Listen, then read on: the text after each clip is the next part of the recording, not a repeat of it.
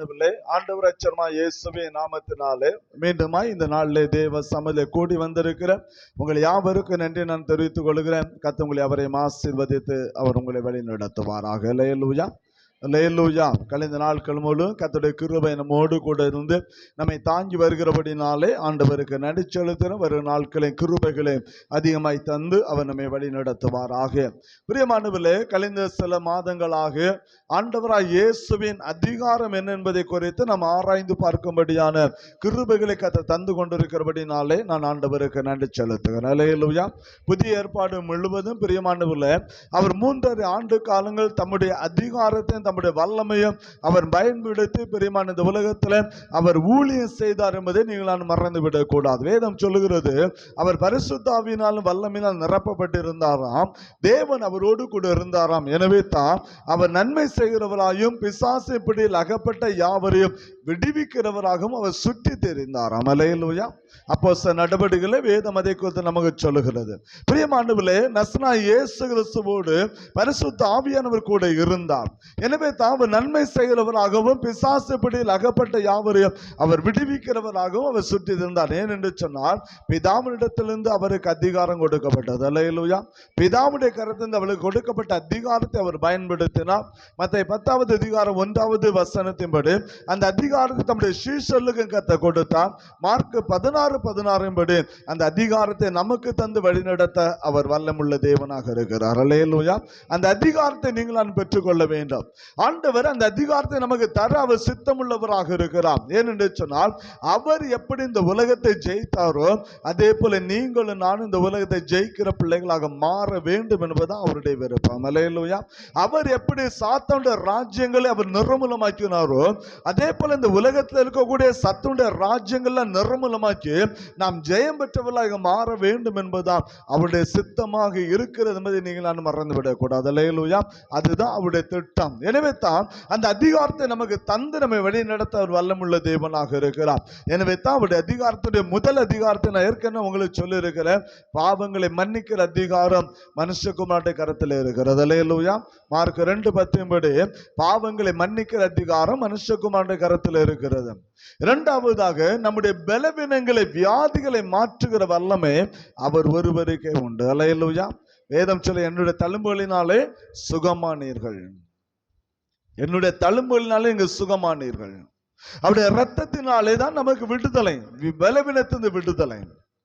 நம்முடைய சரீர பலவீனம் பிரியமானவர்களே, யாராலும் மாற்ற முடியாத பலவீனம், யாராலும் குணமாக்க முடியாத பலவீனத்தை மாற்ற அவரால் மாத்திரமே முடியும். அல்லேலூயா. அவரே அந்த கிரியை செய்ய அதிகாரம் உள்ளவராக இருக்கிறார். மூன்றாவதாக அவர் கொடுக்கப்பட்ட அதிகாரம் பிசாசுகளை துரத்துகிற அதிகாரம். அதைத்தான் கழிந்த சில வாரங்களாக நாம் தியானிக்கிற ஒரு பெரிய பாக்கியத்தை கர்த்தர் தந்து வருகிறார். எப்படி அவர் சாத்தானை ஜெயித்தார் என்பதை நாம் அறிந்து கொள்ளுகிறோம்.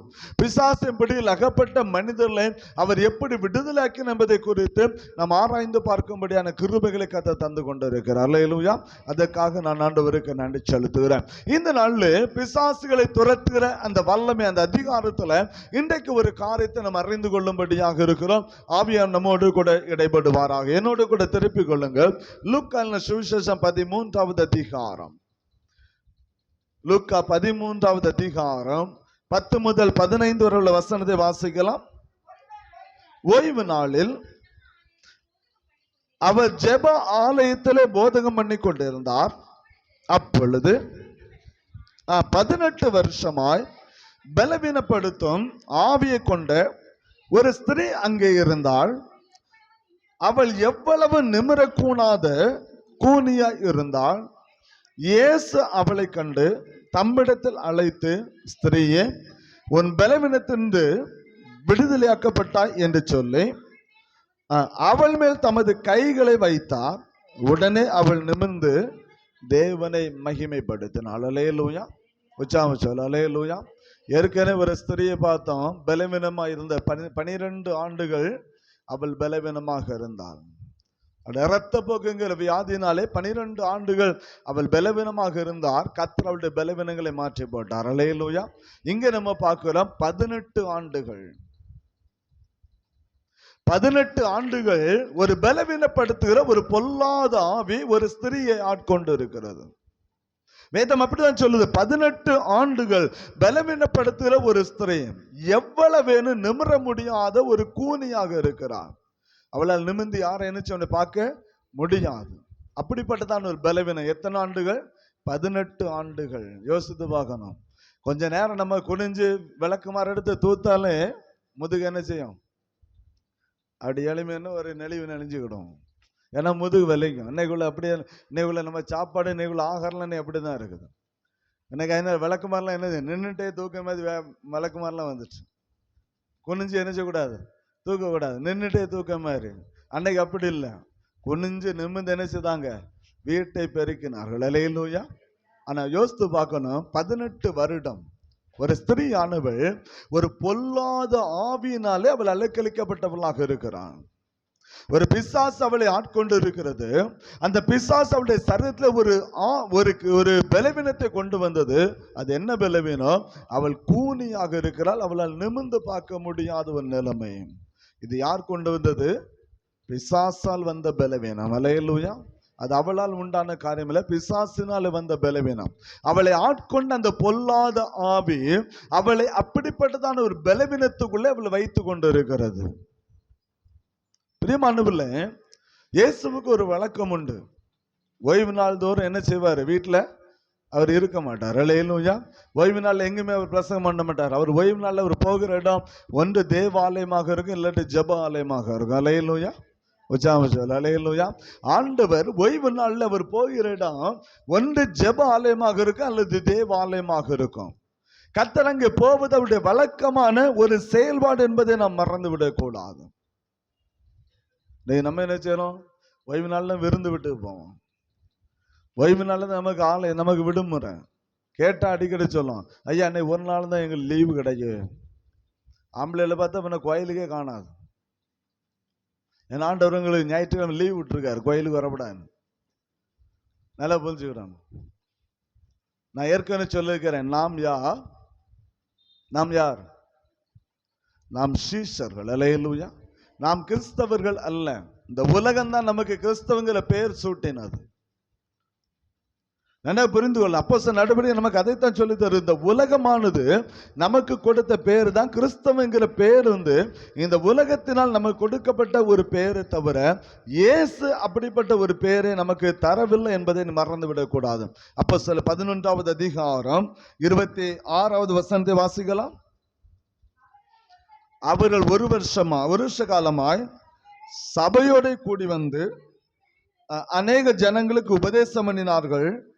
முதல் அந்தியோகியாவிலே சீஷர்களுக்கு கிறிஸ்தவங்கிற பேர் வழங்கப்பட்டாயிட்டு. நல்ல புரிஞ்சு. அந்தியோகியாவில முதலாக சீஷர்களுக்கு தான் கிறிஸ்தவங்கிற பேர் சூட்டப்பட்டது. நன்றாக புரிந்து கொள்ள வேண்டும். நாம் சீஷர்கள், நாம் கிறிஸ்தவர்கள் அல்ல, நாம் சீஷர்கள். அல்லேலூயா. அல்லேலூயா. அப்ப சீஷன் என்பவன் தன்னுடைய குருவை பின்பற்ற அவன் கடனாளியாக இருக்கிறான். அல்லேலூயா. நம்ம யாரை பின்பற்றணும்? நம்முடைய குரு. நாம் யாரு? சீஷர்கள். குருவை பின்பற்றுகிறவன் தான் யாரு? சீஷன். அல்லேலூயா. அப்ப நீங்கள் யாரை பின்பற்றணும்? இயேசுவை பின்பற்றணும். நம்முடைய குரு இயேசு. அல்லேலூயா. நம்முடைய போதகர் அவரு தான். நம்ம நடத்துகிறவர் அவரு தான். நம்முடைய சபைக்கு தலைவர் அவரு தான். அநேக சபைகளும் மனுஷால நாங்க தான் சபை, நாங்க தான் ஆளுவோம், நாங்க தான் இது பண்ணுவோம், இது எங்க சபை. சபையை எங்க சபைன்னு உரிமை கொண்டாட ஒரு மனிதன், இந்த உலகத்துல வாழக்கூடிய எந்த மனிதனுக்கு அதிகாரம் கிடையாது. அல்லேலூயா. சபையை உரிமை கொண்டாடுற ஒரே அதிகாரம் ஆண்டவராக இயேசு கிறிஸ்து. அல்லேலூயா. அவரே தம்முடைய சுய ரத்தத்தை சிந்தி சம்பாதித்த சபை. என்ன புரிந்து கொள்ள வேண்டும். இன்னைக்கு மனிதர்களாக நீங்களானும் என்ன செய்கிறோம்? நம்ம சபையில அப்படி நான் பார்க்கல, ஆனா அநேக இடங்கள் நான் பார்க்கல. எது எடுத்தாலும் பேசினா ஒரே வார்த்தை, எங்க சபை. நீங்க ரத்தம் சிந்தி சம்பாதித்த சபையா?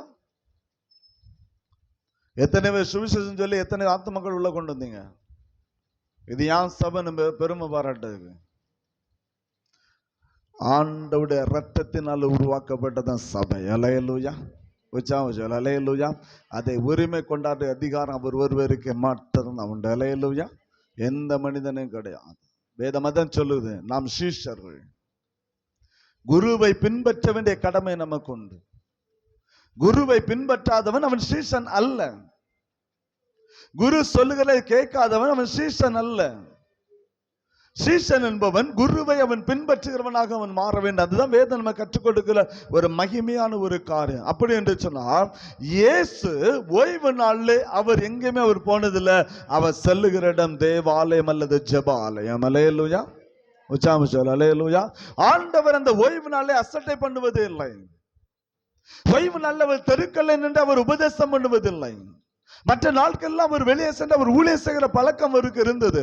ஆனா ஓய்வு நாள் என்று சொன்னால் தேவாலயத்துக்கு அவர் முக்கியத்துவம் கொடுக்கிறவராக இருந்தார். அல்லேலூயா. அதே போலதான் குருவை பின்பற்றுகிற பிள்ளைகளாக நீங்களும் நானும் தேவாலயம் திறக்கப்பட்ட எங்க வரணும்? ஆலயத்துக்குள்ள வரணும். ஏசு அங்கதான் இருந்தார். அல்லேலூயா, உச்சாம சொல் அல்லேலூயா. ஏசு அங்கதான் இருந்தார். நம்ம அங்கதான் இருக்கோம். நல்லா புரிந்து கொள்ள வேண்டும். வேதம் தான் சொல்லுது. ஜெப ஆலயத்துல வேதம் என்ன சொல்லுது? 10வது வசனம் சொல்லுவாங்க, ஓய்வு நாளில் அவர் ஜெப ஆலயத்தில் போதகம் பண்ணி கொண்டு அவர் ஜெப ஆலயத்தில் போதகம் பண்ணி கொண்டிருந்தார்.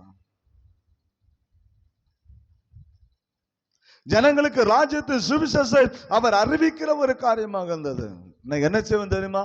கர்த்தருடைய ஆலயம் திறந்திருக்கும், ஆலயத்து வர்றது கிடையாது. கேட்ட சொல்லுவாங்க, நாங்க டிவியில நாங்க செய்தி கேட்கிறோம். ஆண்டவர் பைபிள் அப்படி எங்கேயுமே அனுமதி கொடுக்கல. அல்லேலூயா. அது பாவம். தேவாலயம் திறந்து இருக்கும்போது நான் டிவியில நான் செய்தி கேட்டிருக்கிறேன், நான் பைபிள் வீட்டுல இருந்து பைபிள் படிக்கிறேன், வீட்டுல இருந்து நான் ஜெபம் பண்றேன், வீட்டுல இருந்து கர்த்தர் ஆராதிக்க சொல்லு, பாவம். தேவாலயம் திறந்து தேவாலயத்தில் இருக்க வேண்டும். ஏன் ஆண்டவரா இயேசு கிறிஸ்து தனியா எங்கெல்லாமோ அவர் ஜெபம் பண்ண போனார். அதிகாலையில தனித்து இருந்தார், மாலையில தனித்து இருந்தார், மதிய வேளையில தனித்த, இரவில தனித்து இருந்தார். அவர் ஜெபம் பண்ணுகிற ஒரு பழக்கம் அவருக்கு இருந்தது. ஆனா ஓய்வு நாள் என்பது அவர் தேவாலயத்துக்கு வருவது அவருடைய பழக்கம். அல்லேலூயா, அல்லேலூயா. அவர் தேவகுமாரனாக இருந்தும், அவர் தேவனுடைய குமாரனாக இருந்தோம் தன் பிதாவுக்கு கொடுக்க வேண்டிய கனத்தை அவர் கொடுத்தார். அல்லேலூயா. இன்றைக்கு நம்ம ஆண்டவருக்குரிய கனத்தை கொடுக்கிறோமா? கர்த்தர் கொடுக்கிற கனத்தை நம்ம கொடுக்கிறோமா?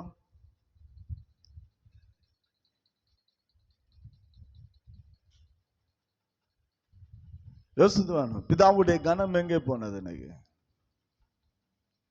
ஆண்டவருடைய ஆலயம் அற்பமா எண்ணி கொண்டு இருக்கிறோம். நாங்க டிவியில நிகழ்ச்சி கேட்கிறோம், டிவியை நாங்க பார்க்கிறோம், டெய்லி கேட்கிறோம். சத்தியம் தானே? ஆண்டவர் சொன்னது ஒண்ணே தான், சபை கூடி வரல நினைச்சு விட விட்டுவிட கோயில் திறந்த கோயிலுக்குள்ள இருக்கணும். இல்லாட்டா அது பாவம். கர்த்தர் கணக்கு கேட்பா. நான் டிவியில செய்தி கேட்டேன், ஆண்டு கேட்பார், ஒன்னு நான் சொன்னேன்னு கேட்பார். அல்லேலூயா. ஆலயம் திரும்ப நீ டிவி முன்னே இருந்து செய்திகள் நான் சொன்னேன்னு கேட்பார்.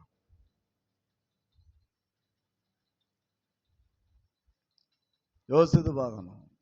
யாருக்கு முக்கியம்? தேவ ஆலயத்துல பிதாவுக்கு முக்கியத்துவம் கொடுக்கிறோமா, இல்ல டிவியில ஒரு ஊழியக்காரன் செய்தி கூட அந்த செய்திக்கு முக்கியத்துவம் கொடுக்கிறோமா? அந்த ஊழியக்காரன் முக்கியத்துவம் கொடுக்கிறோமா? ஆலயத்தில் இருக்கிற என் ஆண்டவருக்கு முக்கியத்துவம் கொடு. ஆண்டவர் எங்க இருக்கிறார்? ஓய்வு நாள்ல தேவாலயத்தில் இருக்கிறார். அல்லேலூயா.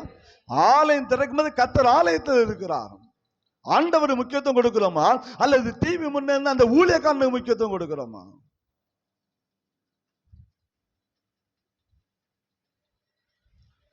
நம்முடைய ஆவிக்குரிய வாழ்க்கை எப்படிப்பட்டதாக இருக்கு? நம்முடைய ஆவிக்குரிய வாழ்க்கையோட அந்த கட்டமைப்பு எப்படிப்பட்டதாக இருக்கிறது? வேதம் அதை அனுமதிக்கிறதா? யோசித்து பார்க்கணும். இப்ப ஆலயம் திறக்க மாட்டோம், திங்களமெல்லாம் ஆலயம் திறக்க மாட்டோம், வீட்டுல இருந்து செய்தி கேளுங்க. அல்லேலூயா.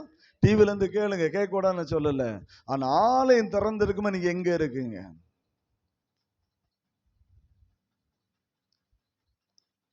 இன்னைக்கு ஆலயத்து வராத ஒவ்வொரு ஜனங்களை பார்த்து ஆண்டவர் அந்தந்த பேரை சொல்லி, ஆதாமை கேட்டதில் ஆதாமை நீ எங்க இருக்கிறான்னு சொல்லி கேட்கறது போல, இன்னைக்கு நம்ம சபை மக்கள் ஆண்டவர் நீ எங்க இருக்கன்னு ஒவ்வொரு பேர் சொல்லி கேட்டாங்கன்னா, இன்னைக்கு எத்தனை பேர் ஆண்டவர் நம்முடைய சம்மத ஜோம் பண்ண எத்தனை பதில் கொடுக்க ஆயத்தமா இருக்கணும்?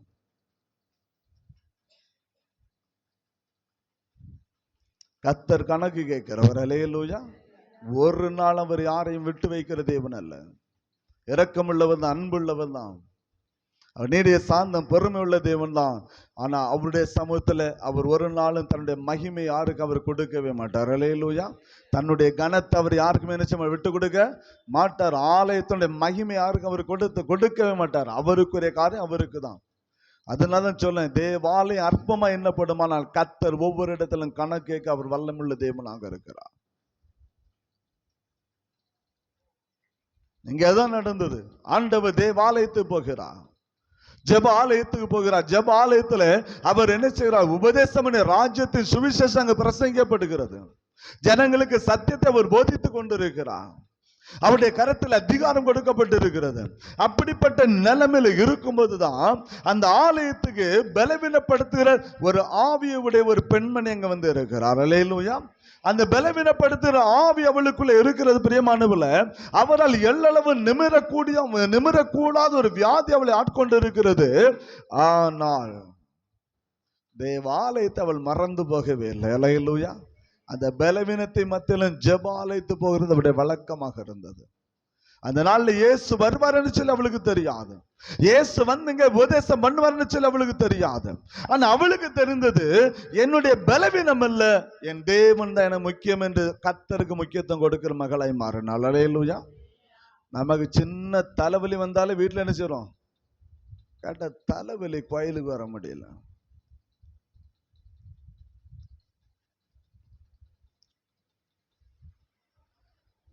யோசித்து பார்க்கணும். பகல ஃபுல்லா எங்க ஒரு இடத்துக்கு போனா வண்டியார் அழகா போகும், எல்லா இடமும் சுத்தம். கோயிலுக்கு வந்தா கால் வெளி தாங்க முடியல.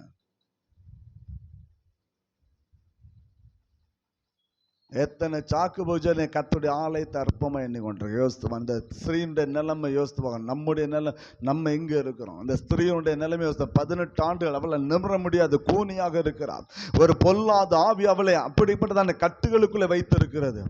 அவளால் விடுவிக்கப்பட முடியவில்லை, அவளால் விடுதலையாக முடியாத நிலைமை. அவளால் நிமிர்ந்து யாரையும் பார்க்க முடியாது. வேதம் அப்படிதான் சொல்லு, அவளால் நிமிர்ந்து யாரையும் பார்க்க முடியாது.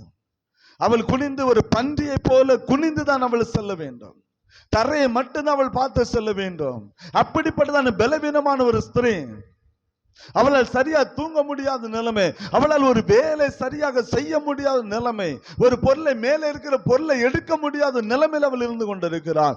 ஆனால் தன்னுடைய பலவீனம் அல்ல, அவள் கர்த்தருக்கு முக்கியத்துவம் கொடுத்தாள். அல்லேலூயா. தேவாலயத்தை தேடி போனாள். ஒவ்வொரு வாரம் ஜெப ஆலயம் திறக்கப்பட்டால் அவளுக்கு வேலை, ஆலயத்துக்குள்ள இருப்பது அவளுடைய வேலை. கர்த்தருடைய சமூகத்தை முக்கியத்துவம் கொடுத்தாள். என் ஆண்டவருடைய பாதம் போதும் என்று சொல்லி ஆண்டவருக்கு அவள் முக்கியத்துவம் கொடுக்கிறவளாக இருந்தாள். தன்னுடைய சரீரம் எவ்வளவு பலவீனமாக இருந்தாலும் சரி, அந்த பலவீனத்தை குறித்த கவலை அவளுக்கு இல்லை. அவளுக்கு ஒரே ஒரு கவலை, ஆண்டுடைய சமூகத்துல போன. அல்லேலூயா. அல்லேலூயா. அந்த கூனியான ஸ்திரீ அவள் எப்படி நடந்திருப்பா யோசிக்கணும். அவளுடைய வீடுக்கும் ஆலயத்து எவ்வளவு தூரம் என்று சொல்லி எனக்கு தெரியாது, வேதம் அதை நம்ம சொல்லவில்லை. ஆனால் தன்னுடைய வீட்டிலிருந்து அந்த ஆலயத்துக்கு அவள் நடந்தே சென்றாள். அல்லேலூயா. அவளுடைய பலவீனம் ஏன் தெரியுமா? அவளுக்கு தெரிஞ்சது ஒன்றுதான், என் ஆண்டவர் நான் மகிமைப்படுத்தணும். அல்லேலூயா. அல்லேலூயா. கர்த்தருக்கு செலுத்த வேண்டிய கனத்தை நான் என்ன செய்யணும்? நான் செலுத்தணும். என் பலவீனம் அது பிரச்சனை இல்லை, என்னுடைய காரியம் எனக்கு பிரச்சனை இல்லை. அதே போலதான் பவுலும் சீலாவும் கட்டப்பட்டு இருந்த போதிலும் பிரியமானவர்களே, நடு இரவிலே கர்த்தரை மகிமைப்படுத்தி கொண்டிருந்தார்கள். அல்லேலூயா. அல்லேலூயா. அவருடைய கை கால்கள் கட்டப்பட்டு இருந்தது. பிரியமா, சிறைச்சாலை இருந்தார்கள் பவுலும் சீலாவும். கை கால்கள் கட்டப்பட்டு இருக்கிறது, கொழு மரத்தில் கட்டப்பட்டவர்களாக இருக்கிறார்கள். ஆனால் நாவுகள் கட்டப்படவில்லை. அவர்கள் இருக்கிற இடத்துல பரலோகத்தின் தேவனை துதிக்க ஆரம்பித்தார்கள். கத்த சிறைச்சாலைகளை கத்த தகத்தெறிய ஆரம்பித்தார். அல்லேலூயா. அல்லேலூயா. இந்த வேதம் நம்ம என்ன செய்யறோம்? ஆண்டவர் முக்கியத்துவம் கொடுக்கிறோமா? நம்ம ஆண்டவர் கொடுக்கக்கூடிய முக்கியத்துவம் எவ்வளவு கொடுக்கிறோம்? யோசித்து பார்க்கணும். தூர இடத்துல இருந்து நம்ம பிள்ளைங்க நம்ம வீட்டுக்கு வந்துட்டாங்கன்னா கோயிலுக்கு நினைச்ச மாட்டோம், வரமாட்டான். கேட்டா என்ன சொல்லும்? ஐயா கேட்பார், ஏமா கோயிலுக்கு வரல? ஐயா பிள்ளையில வந்துட்டு. எங்க ஊர்ல முன்னால ஒரு பழக்கம் உண்டு. சுங்காடம் சொன்னாலே ஞாயிற்றுக்கிழமை யாரும் விருந்துக்கு நினைச்ச மாட்டாங்க, யாரும் வரமாட்டாங்க. தெரியும் அது யாரும் இருக்கணும். விருந்துக்குன்னு வந்துட்டாங்கன்னா ஒரே வார்த்தை, ஒன்ல கோயிலுக்கு வா, இல்லாட்டி கோயில் முடிஞ்சு பேசலாம், முதல்ல நான் கோயிலுக்கு போயிட்டு வரேன். அல்லேலூயா. அல்லேலூயா. இன்னைக்கு எங்க ஊர் இந்த அளவுக்கு தலை நிமிர்ந்து இன்னைக்கு ஒரு பிரியமானவர்ல உயர்ந்த நிலைமையில் இன்னைக்கு ஜனங்கள் இருக்கிறான்னு சொன்னா ஒரே காரணம், தேவாலயத்துக்கு எங்க சபை கொடுத்த முக்கியத்துவம். அல்லேலூயா. அல்லேலூயா. அன்னைக்கு எங்க ஊரை பார்த்தீங்கன்னா, நான் அடிக்கடி சொல்லேன், தெருவாவலும் ரோட்ல பார்த்தா புல் அறுத்து வச்சிருப்பாங்க. புல் அறுத்து வச்சிருப்பாங்க. அந்த புல்லு கட்டு வித்தாதான் அன்னைக்கு அவங்க வீட்டுல கஞ்சி. எங்க ஊர் அப்படிதான் இருந்துச்சு. எங்க ஊருக்குள்ள வந்து நான் ஒரு சில ஓட்டு விட பார்க்கல, மீதெல்லாம் ஓலை குடிசைதான் பார்க்க முடியும். அப்படிப்பட்ட ஓலை குடிசைல வாழ்ந்துட்டு இருந்தாங்க மக்கள். புல் அறுத்துட்டு வருவாங்க. பகல் முழுவதும் பாவம் கஷ்டப்பட்டு வயக்காட்டுல போய் புல் அறுத்து அதை சமந்து அந்த ஈரத்தோட வருவாங்க. ஏன்னா புல்ல என்ன செய்வாங்க, கழுவாங்க. சகதியெல்லாம் இருக்கு, அதை கழுவி எடுத்து அதை கட்டி அந்த ஈரம் வடியும், தண்ணி வடியும், அந்த புல்லுக்கட்டோட வருவாங்க. வந்து ரோட்ல வச்சு விற்பாங்க. அது காலை ஆகும், சாயங்காலம் ஆகும், 6 மணி ஆகும், உட்கார்ந்து இருப்பாங்க. வித்தாதான் வீட்டுல கஞ்சி. ஆனா என் ஜனம் கர்த்தருக்கு கொடுத்த முக்கியத்துவம், அல்லேலூயா, ஆலயத்துக்கு கொடுத்த முக்கியத்துவம். இன்றைக்கு எங்க ஊர்ல ஒரு ஓலை குடிச்ச ஒரு ஓட்டு விட நீங்கள் பார்க்க முடியாது. கர்த்தர் இன்றைக்கு எங்க குடும்பம், எங்க கிராமத்தை கர்த்தர் உயர்த்தி வச்சிருக்கிறார். அல்லேலூயா, உச்சாம சொல்ல அல்லேலூயா. அதன் எச்சனிசன் மட்டும் லுத்தர் மிஷன் நம்ம மக்கள் இருக்காங்க, 2 சேர்ந்த 2 குடும்பம் தான், 2 சபையில மக்களும் ஆண்டவருக்கு கொடுக்கக்கூடிய முக்கியத்துவம். இன்னைக்கும் அப்படிதான். ஞாயிற்றுக்கிழமை போனா ஆண்களும் பெண்களும் அப்படி இருப்பாங்க தேவாலயத்துக்குள்ள. கர்த்தர் கொடுக்கணும் முக்கியத்துவம். இந்த ஸ்திரீ தன்னுடைய சரீரத்துல பலவீன கூனான ஸ்திரீ, கூனி, அவளால் நிமிர்ந்து நடக்க முடியாத நிலைமை. ஒரு பொல்லாத ஆவி அவளை ஆட்கொண்டு வைத்திருக்கிறது. அந்த பொல்லாத ஆவிகளின் நடுவிலையும் பிரியமான கர்த்தரை ஆராதிக்கிற அந்த ஒரு பழக்கம் அவளுக்குள்ள இருந்தது. அல்லேலூயா. தேவாலயத்துக்கு செல்கிற ஒரு பழக்கம் அவளுக்கு இருந்தது. கர்த்தருடைய ஆலயம், தன்னுடைய பலவீனத்தை அவள் பார்க்கல. தேவாலயம் கர்த்தருக்கு கொடுக்கிற மகிமை, என் ஆண்டவருடைய சமூகம் என்பது அவளுக்கு தெரிந்த ஒரே ஒரு காரியம். எனவே தான் பிரியமானவர்களே, அந்த 12 ஆண்டுகள் கட்டப்பட்டிருந்த அந்த ஸ்திரீ பிசாசினால் அவள் கட்டப்பட்டு இருக்கிறாள். பிசாசுடைய கட்டவுடைய சரீரத்தில் இருக்கிறது 18 ஆண்டுகள். பிரியமானவர்களே, தேவாலயத்தை அவள் மறந்து போகவில்லை, ஜெபாலயத்தை அவள் மறந்து போகவில்லை. ஆலயம் திறக்கப்படும் போதெல்லாம் ஆலயத்துல வந்து கர்த்தரை மகிமைப்படுத்தி கொண்டிருந்த ஒரு ஸ்திரீ. இப்ப நடந்த ஒரு காரியம் என்ன தெரியுமா பிரியமானவர்களே? இயேசு அன்றைக்கு அந்த ஜெபாலயத்தில் அவர் இருந்தார். அல்லேலூயா, உச்சாம சொல்ல அல்லேலூயா. அந்த நாள்ல இயேசு அந்த ஜெபாலயத்தில் இருந்தார். ஏன்னா தேவாலயம் அன்னைக்கு ஒண்ணுதான், அந்த ஜெபாலயம் எல்லா இடமும் இருந்தது. ஜெபாலயம் சொன்னா நான் சொல்லிருக்கேன் ஏற்கனவே, பைபிள் காலேஜ், இந்த பைபிள் காலேஜ் தான் இன்றைக்கு ஜெபாலயம். ஜெபாலயம் அநேக இடங்கள் இருந்தது. யூதர்களுக்கு வேதத்தை கற்றுக் கொடுக்கிற இடம் அநேக இடங்கள் இருந்தபடினாலே கர்த்தர் நீங்க பாப்பீங்கன்னா ஒவ்வொரு இடத்துலையும் ஆண்டவர் போகும்போது ஜெபாலயத்து போகிற பழக்கம் இருக்கு இருந்தது. அல்லேலூயா. அதே போலதான் இந்த ஸ்திரீயானவள் அங்கே இருக்கிறாள். அன்றைக்கு ஆண்டவர் அங்கே போகிறார். அவள் அல்ல, அவள் எப்பொழுது வரக்கூடியவள். அன்றைக்கு ஆண்டவர் அந்த ஜெபாலயத்துக்குள்ளே நுழைகிறார். அல்லேலூயா. ஜெபாலயத்தை நுழைந்து அங்கே போதகம் பண்ணி கொண்டிருக்கும் போதுதான் வேதம் சொல்லுகிறது, லூக்கா 13:12 சொல்லுகிறது, ஆண்டவர் அந்த ஸ்திரீயை கண்டார். அந்த ஜெபாலயத்தில் எத்தனையோ மக்கள் வந்திருப்பாங்க, எத்தனையோ பலவீனப்பட்ட மக்கள் வந்திருப்பாங்க, எத்தனையோ மக்கள் பாடுகளோடு வேதனையோடு கஷ்டத்தோடு அந்த ஜெபாலயத்தில் நுழைந்திருப்பார்கள், எத்தனை மக்கள் சந்தோஷத்தோடு நுழைந்திருப்பார்கள். ஆனால் இவளுடைய பலவீனத்தின் நடுவில் இவளுடைய வாஞ்சை கர்த்தர் அறிந்தார். அல்லேலூயா, உச்சாம சொல்ல அல்லேலூயா.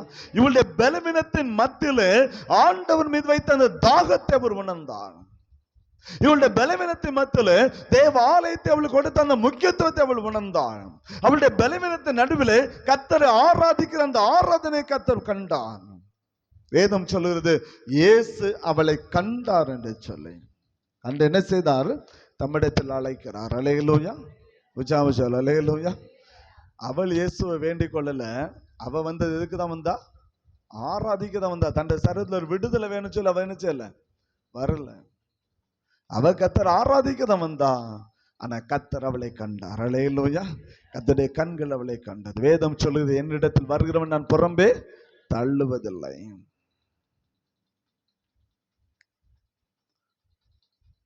என்னிடத்தில் வருகிறவன் நான் புறம்பே தள்ளுவதில்லை. கர்த்தர் ஆராதிக்கிற தேவன். அந்த ஸ்திரீ மேல் கர்த்தர் இரக்கம் கொண்டவராய் மாறினார். அல்லேலூயா. அந்த ஸ்திரீ மேல் அவருடைய இரக்கம், அவருடைய கிருபையும் இறங்க ஆரம்பித்தது. அந்த ஸ்திரீக்காக அவர் பரிதபித்தார். அவளுடைய நிலைமையை கத்த பார்க்கிற 18 ஆண்டுகள், அவளுடைய 18 ஆண்டுகளை கத்த நினைவுகூர்ந்து பார்க்கிற அவள் பட்ட பாடுகள், வேதனைகள், அவளால் எந்த ஒரு வேலையும் செய்ய முடியாத நிலைமை, நிமிர்ந்து பார்க்க முடியாத நிலைமை. ஆனால் ஆலயத்துக்கு ஆண்டவருக்கு அவள் கொடுத்த முக்கியத்துவத்தை கத்தர் அறிந்தார். அல்லேலூயா. அறிந்துதான் பிரியமானவர்களை கத்தர் அவள் அழைக்கிறார். கத்தர் அவள் அழைத்த ஆண்டவர் சொன்ன ஒரே ஒரு வார்த்தை தான். என்ன சொன்ன? ஸ்திரியே, உன் பலவீனத்தின்று விடுதலையாக்கப்பட்டார் என்று சொல்லி அவள் மேல் தன்னுடைய கைகளை வைத்தார். வேதம் சொல்லுகிறது, அவள் நிமிர்ந்து பார்த்தாள். அல்லேலூயா. ஆண்டவர் சொன்னது, உன் பலவீனம் விட்டு அகன்று போட்டான். ஏன்னா அவருக்கு தெரியும் அந்த பலவீனத்தை கொண்ட பொல்லாத ஆவி. கத்த அந்த பலவீனத்தை மாற்றி அவளுக்குள்ள இருந்த அந்த சத்தனுடைய கிரியை கத்தன் மாற்றினான்.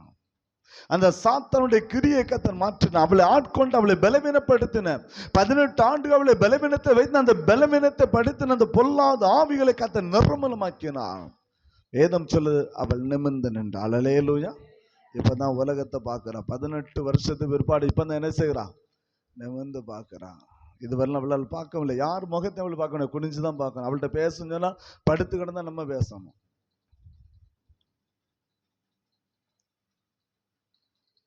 பிரியமானவர்களே, அந்த ஆலயத்தில் ஆண்டவரை பார்க்க முடியாதபடி குனிந்து நின்றவள் இப்பொழுது இயேசுவை பார்க்கிறாள். அல்லேலூயா. உச்சாமச்சல். அல்லேலூயா. கத்தர் அவளை குணமாக்கினார். அவளுக்குள்ள இருந்தது பலவீனப்படுத்தின ஆவியை கத்தன் விரட்டினார். அது அவளுடைய அதிகாரம். கத்த எதுவுமே செல்ல. ஆண்டவர் சொன்ன ஒரே ஒரு காரணம், உன் பலவீனத்தின்று நீ விடுதலை ஆக்கப்பட்டாய். அந்த பலவீனம் அதிலிருந்து நீ விடுதலை ஆக்கப்பட்டாய். பிரியமானவர்களே, கத்தர் மகத்துவம் உள்ள தேவன். அல்லேலூயா. நம்மை விடுதலையாக்குற கத்த நம்முடைய ஆண்டவர். அல்லேலூயா. அவருடைய பலவீனங்களை மாற்றி போட்டவர் நம்முடைய பலவீனத்தை மாற்ற கத்த வல்லமுள்ள தேவனாக இருக்கிறார். அல்லேலூயா. நம்ம நினைக்கலாம், இத்தனை ஆண்டுகள் எனக்கு பலவீனம் இருக்கிறது, எத்தனை நாட்களாக நான் பலவீனமாக இருக்கிறேன், இந்த பலவீனம் என்னை விட்டு அகன்று போகாதா? இப்படிப்பட்டதான பலவீனத்தை விடுதலை கிடைக்காதா? என் வாழ்க்கையில் ஒரு விடுதலை உண்டாகாது என்கிற ஒரு ஏக்கம் உங்களுக்குள்ள இருக்கலாம். குமாரன் விடுதலையாக்கினால் மெய்யாகவே விடுதலை உண்டு. அல்லேலூயா. உச்சாமச்சால். அல்லேலூயா. சத்தியம் உங்களை என்ன செய்யும்? விடுதலையாக்கும். இயேசு உங்களை விடுதலையாக்க வல்லமுள்ள தேவனாக இருக்கிறார். அந்த ஸ்திரீ பிரியமான ஆண்டவர் வருவார் என்று சொல்லி அவளுக்கு தெரியாது. ஆனா அவளுக்கு தெரிந்தது, நான் கர்த்தரை ஆராதிக்கணும். அல்லேலூயா. ஜெபாலயத்துக்கு போனோம். ஆலயம் திறக்கப்பட்டாயிட்டு, இனி நான் வீட்டில் இருக்கக்கூடாது.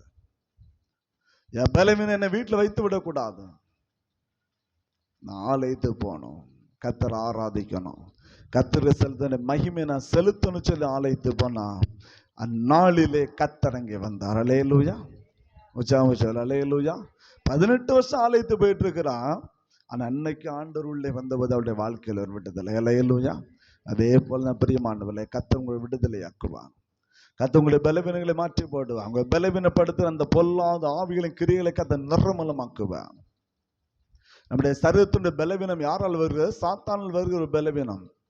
சாத்தான் அவன் கொண்டு வருகிறது இல்லை, அவன் நம்மை ஆட்கொள்ளும் போது நம்ம பாவத்துக்கு என்ன செய்கிறோம்? அடிமையாகிறோம். பாவத்துக்கு அடிமையாகும் போது சரீரத்துல பலவீனம் என்ன செய்கிறது? அது உருவாகிறது.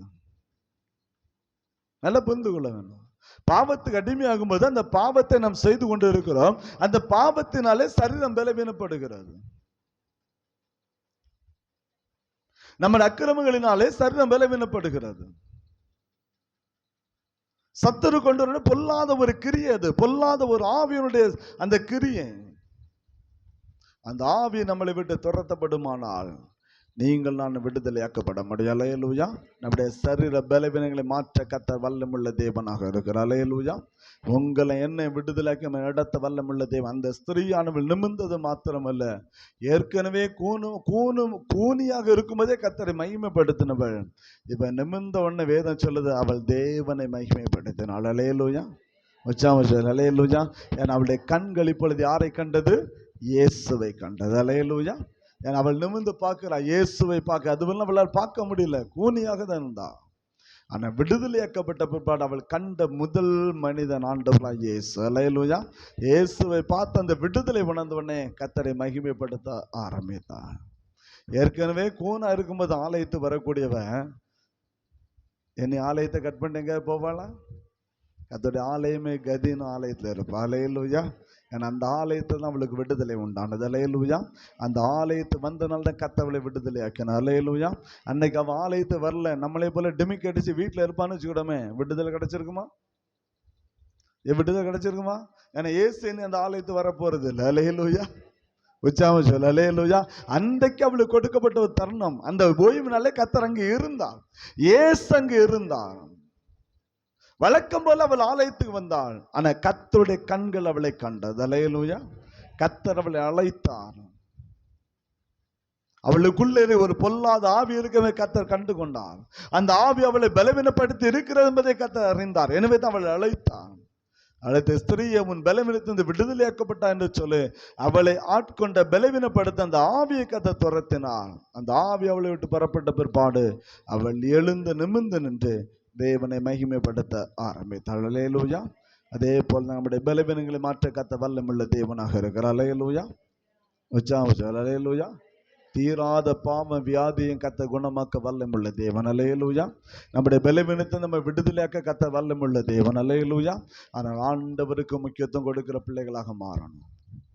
அந்த ஸ்திரியை போல கத்தருடைய ஆலயத்தை முக்கியத்துவம் கொடுக்கிற பிள்ளைகளாக மாறணும். கத்தருக்கு மகிமை செலுத்துற பிள்ளைகளாக மாறணும். உன்னுடைய பலவீனத்தின் பலவீனமாக இருந்தாலும் அந்த பலவீனத்தின் நடுவில் கத்தரை மகிமைப்படுத்தி பாருங்கள். நீங்க ஆண்டவரை துதிக்க துதிக்க உங்க சரீரத்தில் ஒரு விடுதலை உண்டாகும். அல்லேலூயா. கத்த எல்லாவற்றையும் மாற்றி, அதான் அவருடைய அதிகாரம்.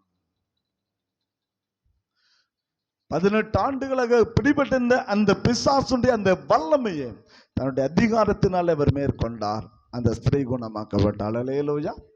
யோசிக்கலாம், கூனாக வந்த ஸ்திரீ சந்தோஷமாக கடந்து போறான். வேதனோடு உள்ள வந்தவள் இப்பொழுது சமாதானத்தோடு சந்தோஷத்தோடு தன்னுடைய வீட்டுக்கு திரும்பக்கூடிய ஒரு பாக்கியம். அல்லேலூயா. அதே பாக்கியத்தை கத்த நமக்கு தருவா. அதே கிருபைகளை கத்த நமக்கு தருவா. செய்ய வேண்டிய ஒரே ஒரு காரியம், அந்த ஸ்திரியை போல ஆண்டவருக்கு முக்கியத்துவம் கொடுங்கள். கத்துடைய ஆலயத்தை அற்பமா எண்ணாதீங்க. உங்க பலவீனத்தினாலே கத்துடைய ஆலயத்தை அற்பமா எண்ணாதீங்க. பலவீனத்தின் நடுவில் கத்துடைய ஆலயத்து வாங்க. பலவீனத்தின் நடுவில் தேவ ஆலயத்துல வந்து உங்க பலவீனத்தோடு தேவ சமூகத்துல ஆராதிச்சு பாருங்க. கத்த உங்களை விடுதலையாக்க வல்லமுள்ள தேவனாக இருக்கிறார். அல்லேலூயா. கத்த உங்க பலவீனத்தை மாற்றி போடுவா. பலவீனத்தை கொண்டு வருகிற அந்த பிசாசுடைய கிரியையிலிருந்து நம்ம விடுதலையாக்க வல்லமுள்ள தேவனாக இருக்கிறார். அந்த தேவன் இந்த நாளிலும் நம்மத்தில கிரியை செய்யும்படியாக, நமக்குள்ள இருக்கிற எல்லா பலவீனத்தை மாற்றி நம்ம விடுதலையாக்கும்படியாக ஆண்டவருடைய கரத்தில் அர்ப்பணித்து கடந்து சொல்லுமா. கர்த்தர் அவரை ஆசீர்வதித்து நம்மை நடத்துவாராக. ஆமென். ஜெபம் செய்வோம்.